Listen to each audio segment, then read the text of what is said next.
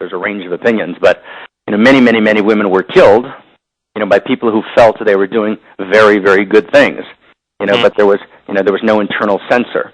A healthy personality, as Freud pointed out, has an internal censor, and is able to balance, appropriately and integrate competing values. And again, the definition of idolatry or extremism is when, one value or a distorted view of one value overwhelms all other values. That's actually idolatry. That's what the entire Hebrew biblical idea was against. If there would be one core idea, Levi, that I would say represents, the Hebrew, tradition, I would say it's not love. I'd say that it is balance. Mm-hmm. Balance. Balance. It's the word shalom that we both know well, right? So shalom actually means in Hebrew, in the careful sense of the word, it means something like balance. It means shalem, which means whole, and whole means, in the sources, meaning the ability to take opposing values, balance them, and create a larger whole. That's what, when Chaim Vital talks about the word shalom, that's what shalom means. It's not high, right? It's the ability to create a larger whole out of competing values, right? And the distortion, the taking of any value, or particularly a distorted value, and transforming it into an absolute, is the definition of extremism in all of the evil it produces, right? And it's what we would call idolatry. It's Maimonides would call idolatry. Now let's... Please. Now let's say you were a struggling writer and a publisher came along and offered you $250,000, but it was on the condition that you write the definitive Marc Gafni story. Let's pretend you're not Marc Gafni. Someone like you. You're given a story like you've been written up, and you're told, I'll give you $250,000, but you have to do the best job on this man that's ever been done. Would you refuse it? Would you do it and say concentrate on the man's intellectual ideas? Would you jump into the complexity of human relationships, and how would you go about doing journalism on someone such as yourself? The same way I would do it on Dennis Prager or anyone else. In other words, my life is no more dramatic, than any of the 10 people that you admire, right? Not in any sense, shape, or form. Possibly much less dramatic, right? And I don't actually have a dramatic life. I have actually in a certain sense, a very ordinary, life in its complexities.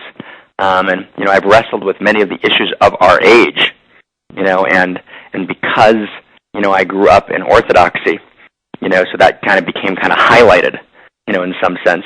But I don't think, my story is obviously far less dramatic, than, let's say, Martin Luther King's. In other words, far less dramatic. I'm, decidedly boring.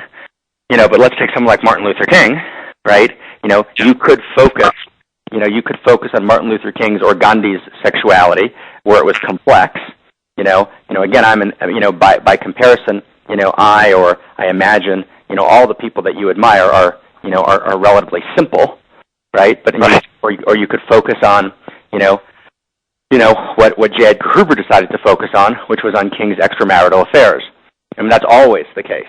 That's the case, about McCain, and that's the case about, the elder Bush, and it's the case about Clinton, and I can go down the list, and it's the case about, I'm sure, the 5 people you most admire. That's always the case. In other words, there's always a question of, do we want to focus on the, I think whenever you would write about a person, you'd want to focus on the larger vision. You want to focus on the human complexity. You'd want to hold, a deep, fair, balanced vision. And I guess we come back to that word balanced, right? So would you delve in, if someone, one of the people I admire most, let's say they'd been divorced several times, would you want to, do you think that's even proper area for a journalist? I think people you admire most have been divorced several times, actually. Right. Should that just be completely ignored, or should it be dealt with gingerly, or how should a journalist dive into something like that? I think it depends what the goal. I think there's a general question about what the goal of journalism is, right? And it's what's the goal of a biography. In order to answer the question, Levi, I think we have to step back a little bit, right, and and ask the following question. Right? Why does someone write a biography? A biography is different than investigative journalism by its nature. What is the biography seeking to do? What's the role of the biographer? And those are all big questions, and I think there's different genres, of biography. But I think that in order to do it, minimally, what one would have to do is a biographer needs to be very, very sophisticated in order to be able to evaluate, first off, as you asked correctly, what's important and what's not important. Well, there's question one, right? Question two would be, how do I evaluate the nature of my sources, right? In other words, to be a good biographer, you need to be a good psychologist, a good investigator, a good, sociologist, which is why there's so few good biographers.